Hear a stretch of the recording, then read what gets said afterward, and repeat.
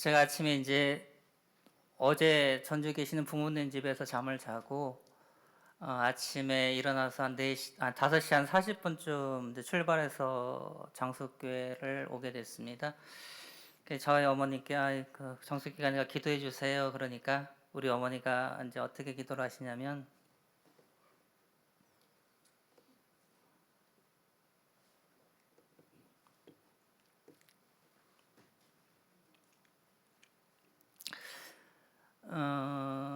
그러니까 우리 어머니의 생각에는 장수교회란 걸 이제 아들하고 연관지을 때 그런 말씀이 그런 감정이 있으신 것 같아요. 영적으로, 육체적으로, 정서적으로 어떤 좀 상처를 받았다 그런 마음이 있으신 것 같아요. 그런데 이제 저는 가만히 장수교회를 생각해 보면 저는 이제 그렇지는 않은 것 같아요. 왜냐하면 제가 100주년 기념교회 기념식을 준비하다 다치고 서울 삼성병원에서 입원했을 때 장수교회 성도들부터 장수교회뿐만 아니죠. 장수 지역에 있는 무수히 많은 그런 교회들로부터 엄청난 사랑을 받았거든요. 예. 오죽했으면 같은 병실에 있던 많은 사람들을 진짜 많이 섬길 정도로 그렇게 과하게 그렇게 대접을 받았고 그 다음에 지금도 뭐 장수교회 성도들의 기도와 섬김과 어떤 그런 것들을 통해서 정말 저희 가정이 이렇게 서 있는 거라고 저는 생각을 합니다.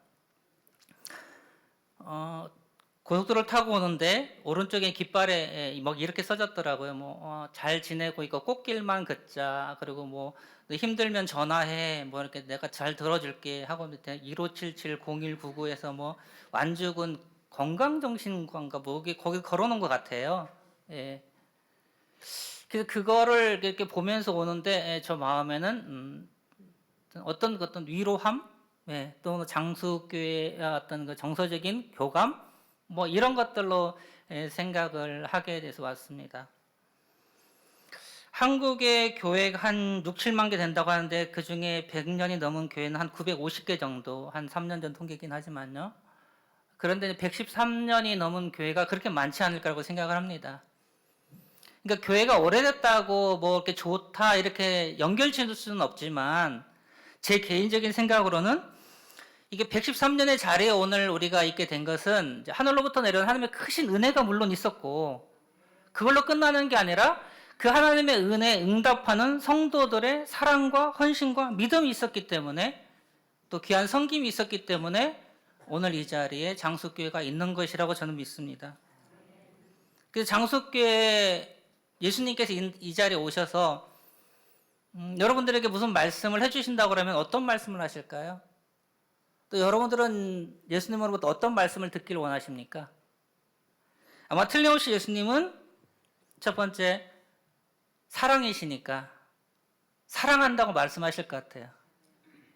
그리고 뭐 10년, 20년도 아니고 113년을 잘 달려왔으니까 정말 그렇게 잘 열심히 애쓰고 수고하고 헌신한 거 정말 고맙다. 그리고 정말 수고했다. 그런 말씀을 해 주실 것 같아요. 그런 수고는 세상 사람들이 뭐라고 할지 모르지만 저는 진정이라고 생각하는 게 그의 증인으로서 제가 여기 서 있기 때문에 그렇습니다. 제가 뭐 전도 목사로서 사역을 하고 있고 저희 딸아이가 이제 대학교 2학년이 되고 제 아내가 교회 파송으로 아주대병원의 원목실에서 환자들을 섬기는 그런 자리에 있게 된 것은 여기 계신 장수교회 성도님들의 그런 귀한 기도와 헌신과 섬김이 있었기 때문에 가능한 거죠.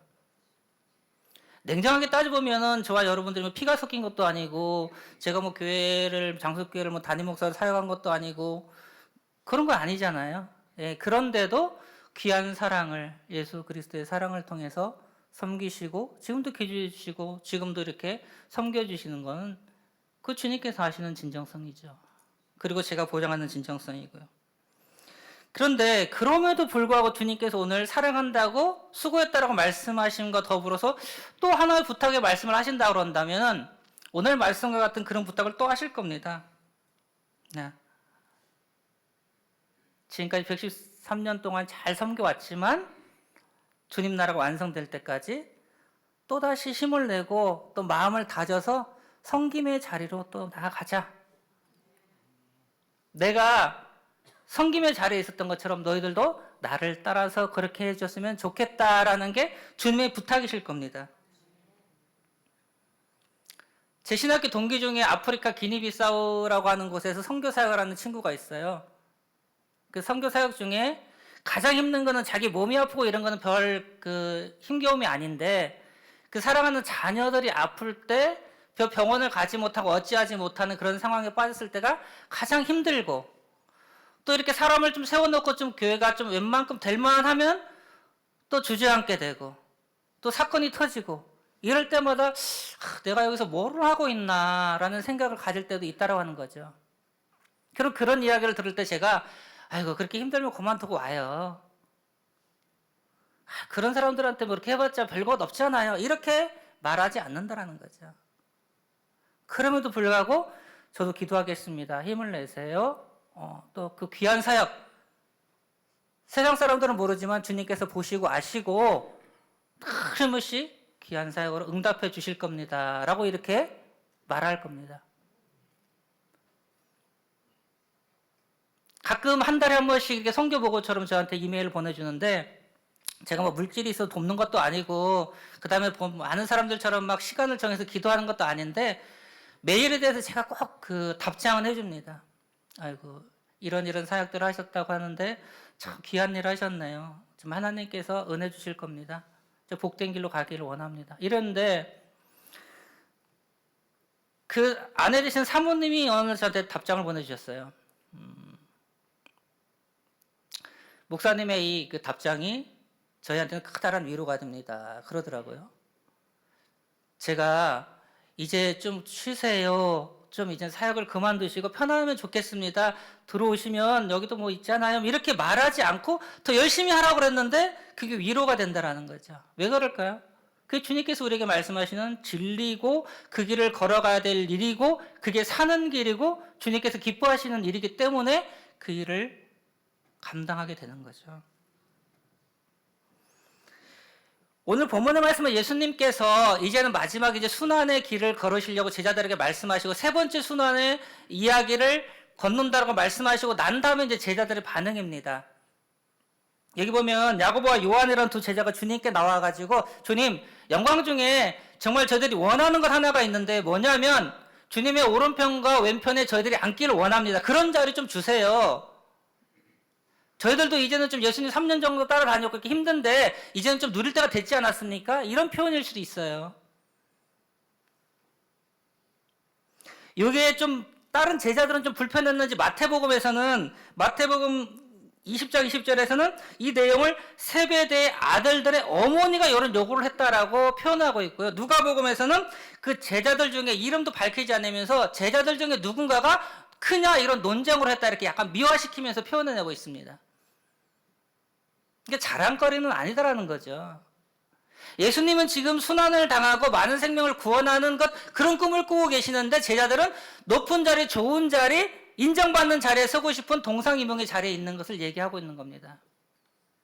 그래서 예수님께서 뭐라고 말씀하시냐면 너희들 이런 자리에 있는 걸 뭐 때문에 그렇게 자리를 가지길 원하느냐? 가만히 봐라. 세상 사람들이 높은 자리, 좋은 자리 차지하고자 하는 이유가 뭔지를 아느냐? 세상 사람들은 그런 자리에 가면은 사람들에게 인정받고 자기가 원하는 거 쟁취하고 또 밑에 있는 많은 사람들을 막 마음껏 부리기 위해서 그런 자리를 원하는 거야. 근데 하나님 나라에서 하나님의 백성으로 사는 사람들이 구하는 자리는 그런 자리가 아니다라는 거죠. 그런 자리를 구하는 이유는 뭐냐면 어찌하든지 그런 자리에 있는 그런 힘과 능력을 가지고 많은 사람들을 살리고 세우고 치유하고 회복하고 섬기기 위해서 그런 자리가 필요하다고 그러는데 너는 정말 세상의 가치를 추구하는 거냐? 하나님 나라의 가치를 추구하는 거냐? 라고 주님께서 물어보시는 겁니다. 그리고 주님께서 또 말씀하시기를 이 너희가 그 자리를 원하는 오른편과 왼편이라는 자리는 아직 누구에게나 정해져 있지 않아. 그 하나님께서 주실 건데 그 자리는 아직 정해지지 않았다라는 겁니다. 그 말은 뭐냐면 여기 계신 저와 여러분들도 하나님 주님께서 원하시는 주님의 왼편, 오른편 그 자리에 언제든지 앉을 수 있는 기회를 가지게 됐다는 거죠. 그런 기회를, 그런 자리에 앉을 수 있는 힘은 어디서 오냐면 예수님이 섬기시는 그 섬김의 길을 따라가는 자에게 그 자리를 주시겠다고 주님께서 오늘 말씀하시는 겁니다.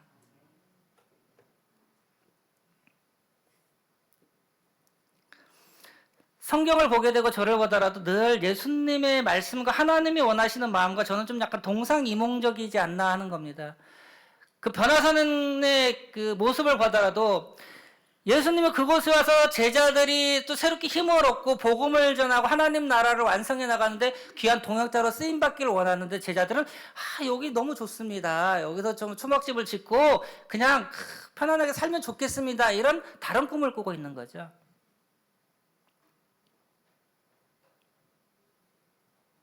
제 모습을 바라봐도 주님, 더 낮은 자리에 가겠습니다. 더 섬기겠습니다. 주님께서 원하시는 건 어딜까요? 지구 끝까지라도 가겠습니다. 주님께서 내놓으신 모든 것도 다 내놓을게요. 이렇게 온전하게 고백하지 못하잖아요. 어떤 사람이 어떤 기도 제목을 안 하는 그런 게 있어요. 왜냐하면은 그렇게 하면 선교사로 가라고 할까 봐서 두려워서 그런 걸 기도 못 한다는 분도 있거든요. 그러니까 주님과 우리들은 항상 동상이몽의 자리에 있는 것 같아요. 주님께서 원하시는 자리에 우리들의 마음과 뜻이 있지 못할 때가 많이 있다는 겁니다.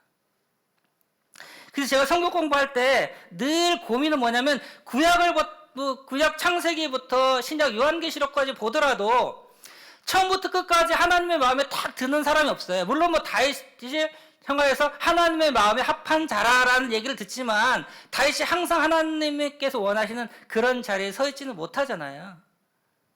좀 변한 것 같으면 또 죄 위치가 있고 이젠 좀 믿음의 삶을 사는 것 같은데 또 나중에 보면 또 그렇지 못한 행동을 할 때가 많이 있다는 겁니다. 제가 모태신앙인데 신앙이 연수로만 따지면 50년이 넘었거든요. 근데 아직 제 모습을 바라보면 50년짜리 신앙은 되지 못하는 것 같아요. 어떨 때는 믿음 있는 것 같고 그런데 또 어떨 때는 전혀 믿음 없는 사람들처럼 행동할 때가 있고 걱정하고 염려하고 불안하고 아니 하나님 말씀을 보면 주님께서는 걱정과 염려 이런 것들을 하지 말라라고 말씀하시고 내가 너의 모든 것들을 책임져 주신다고 말씀하시고 직접적으로 우리의 생명까지 살리시기 위해서 십자가에 죽으시고 새 생명을 주셨고 또 갈 곳이 없는 고아와 같은 삶이 아니라 이미 하늘나라에 내가 먼저 가서 너의 자리를 마련해 놓겠다고 말씀하시고 아무 염려하지 말라. 이스라엘 백성들 봐라. 광야에 나왔을 때 그들이 가지고 온 게 뭐가 있었느냐? 곡식을 심었느냐? 그들이 길쌈을 했느냐? 아무것도 하지 않았는데 신발도 헤어지지 않고 먹을 것도 떨어지지 않고 물도 공급된 걸 보지 않았느냐? 예, 맞습니다. 그리고 나서 이스라엘 백성들이 하나님께 원망하고 불평하고 비난하고 하나님이 대적했을 때 그 모습을 봐. 아니 저 정도면 저렇게 안 해야 되는 거 아니야 말하지만 어느 순간 나를 보면 내가 그렇게 하고 있는 모습을 보게 되는 거죠. 이건 주님께서 말씀하시는 이 땅에 섬김의 종으로 오셨고 그렇게 섬기시는 주님의 모습과는 정 다른 모습이라고 볼 수 있는 겁니다. 그러면서 주님께서 45절에 결론적으로 뭐라고 말씀하시냐면 인자가 온 것은 섬김을 받으려 함이 아니라 도리어 섬기려 하고 자기 목숨을 많은 사람의 대속물로 주려고 그랬다라고 이렇게 말씀하시는 겁니다. 그러니까 주님의 우리에게 부탁하신 당부는 너희도 그렇게 살아라. 이거는 이렇게 살아면 좋고 이렇게 안 살아도 어쩔 수 없이 그런 말씀을 하시는 게 아니라 필수다라고 말씀하시는 겁니다. 이렇게 살아야 생명을 가질 수가 있다라고 우리에게 부탁의 말씀을 하시는 거죠. 그러니까 내가 살 힘이 있고 살 능력이 있고 살아야 될 필요가 있으니까 사는 게 아니고 이렇게 살지 못하면 이 땅에 사는 모든 것들이 다 헛수고라고 주님께서 말씀하시기 때문에 우리는 그 길을 걸어가는 거죠. 어렵고 힘들고 고통스럽고 때로는 아픔이 있을지라도 그 길을 걸어가는 겁니다. 오늘의 본문의 말씀을 칼뱅이라는 신학자가 뭐라고 얘기하냐면 본문은 인간의 허영을 보여주는 거울이다 이렇게 말씀하시는데 무슨 표현이냐면 내가 거룩한 열심을 냅니다. 아니 세상의 열심도 좋은데 주님의 일을 하는 거룩한 열심을 내는 모습이 얼마나 좋겠어요. 뿐만 아니라 세상을 따르는 것이 아니에요. 지금 이 시간 다른 사람들은 TV를 보고 뭔가를 할 수 있지만 나는 주님 앞에 나와서 나의 온몸과 마음과 정성과 시간의 으뜸을 들여서 물질의 구별을 들여서 시간의 구별을 들여서 주님 앞에 나와서 예배하는 자리에 서 있다는 거죠. 그렇게 예수님을 따른다고 하는데 그 마음 한편에 아직도 가지고는 욕심과 야망과 어떤 것들이 나를 사로잡고 있다는 거죠. 그래서 칼뱅은 이것을 인간의 허영을 보여주는 거울이다라고 이렇게 표현을 하고 있습니다. 그래서 주님께서 나의 섬김이, 우리 교회의 섬김이 하나님의 나라의 가치를 추구하는 것이냐 아니면 세상의 가치를 추구하는지를 늘 점검하면서 살라라고 말씀하시는 거죠. 그러면 내가 지금 추구하는 것이 하나님 나라의 가치를 추구하는 건가 세상의 가치를 추구하는 걸 점검을 뭘로 할 수 있느냐. 그래서 나를 내가 어떻게 바라보는가, 그리고 또 내가 옆에 있는 사람을 어떻게 바라보는가를 보면 알 수 있습니다. 창세기 1장 26절 27절에 하나님이 가라사대 우리의 형상을 따라 우리의 모양대로 우리가 사람을 만들고 그랬거든요. 그러니까 삼위일체 하나님의 형상을 닮은 존재 우리를 만드셨다라는 겁니다.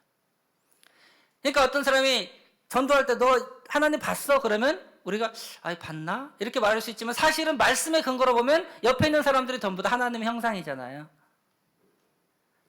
하나님은 나를 만드실 때 이 세상에 무엇으로도 바꿀 수 없는 귀하고 소중한 존재를 보고 우리가 보기에도 아깝다라는 말씀하시는 것처럼 정말 보기에 좋았다라고 말씀하시고 계속적으로 말씀하시는 거죠. 그리고 우리를 하나님의 작품이라고 말하면서 우리를 뭐라고 말하면 포이에마라는 단어를 씁니다. 이거는 이제 시를 쓰는 포이메이라는 단어에서 온 건데요. 우리가 편지나 그런 소설이 아니라 시를 쓰면 어떻게 이런 단어를 썼지라고 생각할 때가 많이 있어요. 그래서 저는 단순히 하늘을 보면 야 파랑 하늘이네 이렇게 말할 수 있지만 시는 그렇게 파랑이라고 할까 파랗다고 그럴까 퍼렇다고 그럴까 시퍼렇다고 그럴까 푸르둥둥하다고 그럴까 그러다가 고민하다 쓴 게 푸르른 하늘 쓰고 거기다 눈이 부시게 푸르른 하늘 이렇게 해서 시를 완성해 나가는 거죠.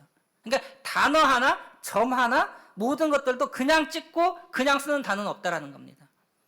그러니까 최상의 것을 고르고 골라서 만들어서 시 한 편을 만들어내는 것이 포임인데 그 포임에마도 하나님께서 최상의 것을 고르고 골라서 우리를 하나님의 따지다 보니까 하나님의 형상 그 모습으로 만들어낸 게 바로 나라는 겁니다.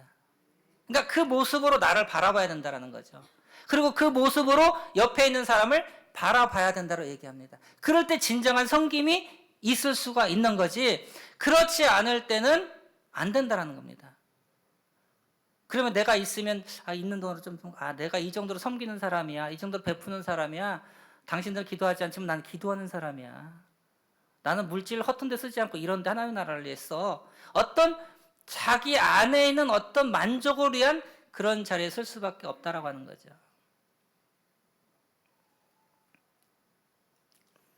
아까 당일실에서 우리 안호영 국회의원님 뵀는데 제가 사실 국회의원을 얼굴로 본 건 처음이거든요.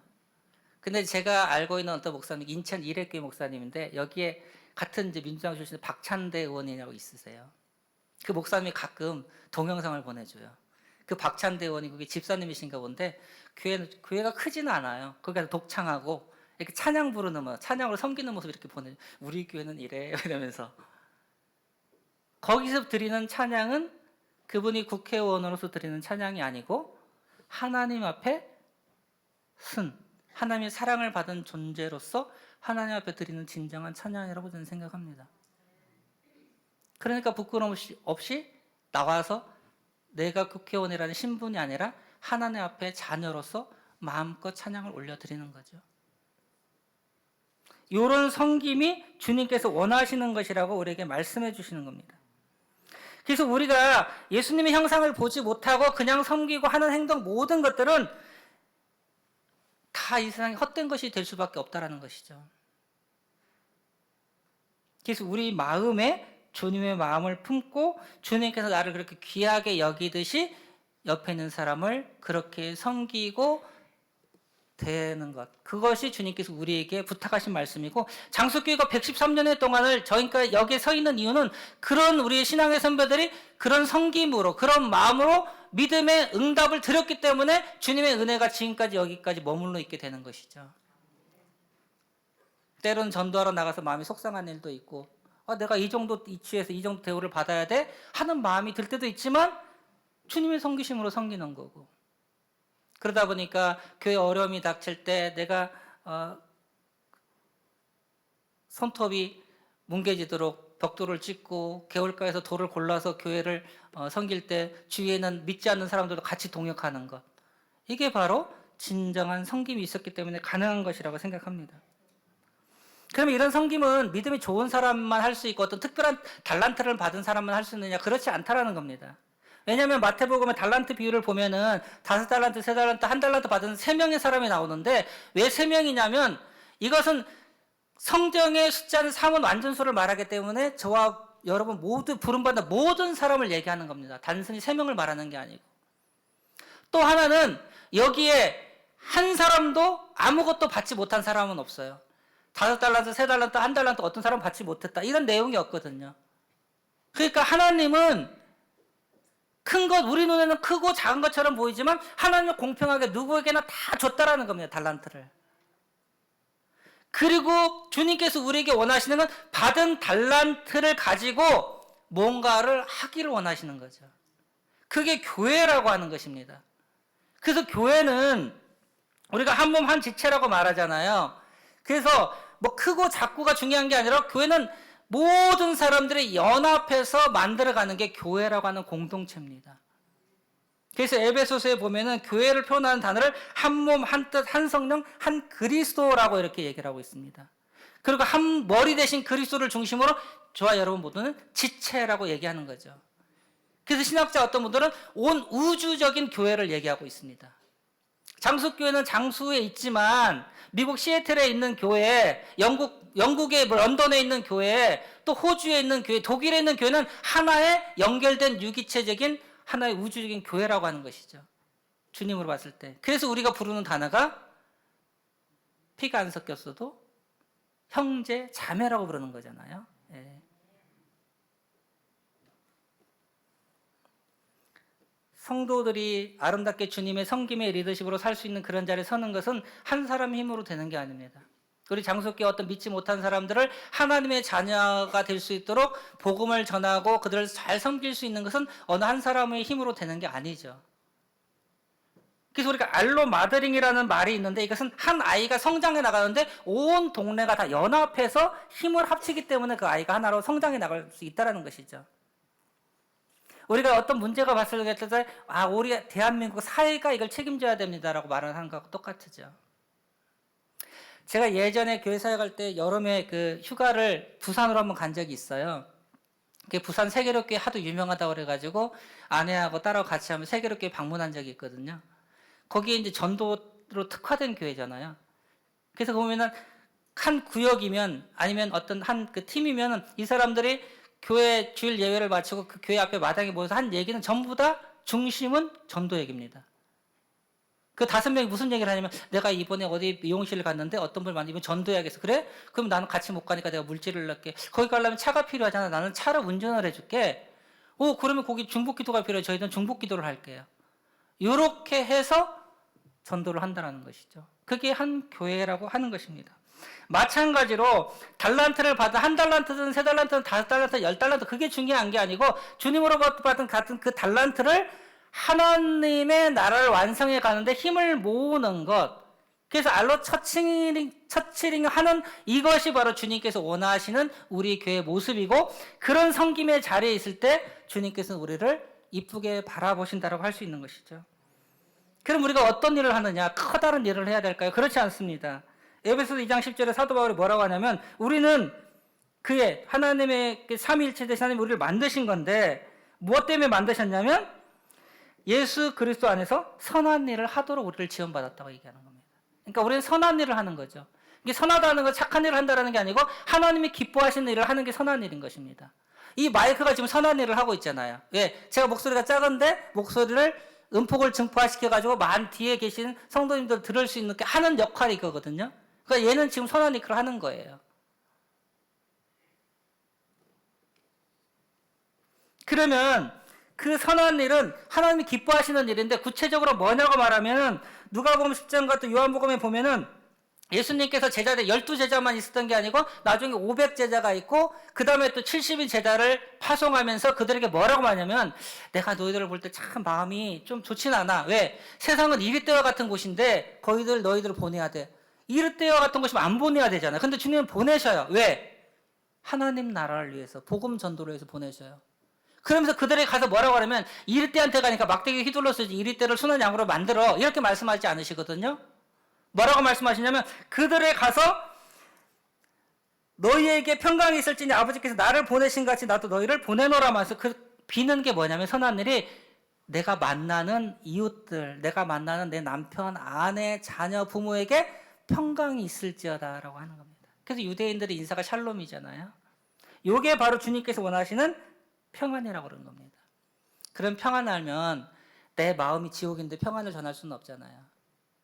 그러니까 주님으로부터 받은 사랑과 은혜에 감격해서 주님이 나를 이렇게 포유에마 귀한 존재로 만드셨구나. 내가 하나님의 형상을 닮은 존재구나. 예수 그리스도 온 세상을 다 버리도 나를 살리기 위해서 십자가에 죽으시고 나에게 새 생명을 주시는 그런 귀한 존재구나 라고 나를 사랑하고 그 주님께 주시는 평안으로 내가 채워졌을 때 그 평안이 다른 사람에게 흘려보낼 수 있고 그 평안을 가진 섬김이 정말 주님께서 원하시는 섬김이라고 오늘 말씀하시는 겁니다. 오늘 우리가 예배는 하나님 앞에 섬김이 되고 찬양을 드리고 기도하고 그리고 또 헌금을 드리고 우리가 할 일은 그거고 또 주님께서 오시는 그 말씀을 듣고 그 말씀을 고백하고 하는 것도 있지만 예배는 누가 말할 때 기억이라고 하지 않습니까? 주님께서 나를 위해서 죽으셨구나. 그리고 나는 주님의 사랑을 받는 귀한 존재구나. 세상에 나를 사랑하는 사람이 아무도 없어. 그래도 걱정할 필요가 없어요. 왜? 온 우주보다 크신 주님께서 나를 사랑하시기 때문에요. 그 마음으로, 그 기쁨으로, 그 사랑으로 다시 한번 이 자리에서 되새기고 나가서 그 마음으로 많은 사람들에게 선한 일, 그러니까 평안을 비는 일들을 하기 위한 결단의 자리가 예배의 자리라고 생각합니다. 힘이 없고 능력이 없고 좀 부족하니까 변한 것 같은데 변하지 않는 모습을 바라볼 때 지칠 수 있으니까 주님께서 새 힘을 우리에게 공급시켜 주시는 거죠.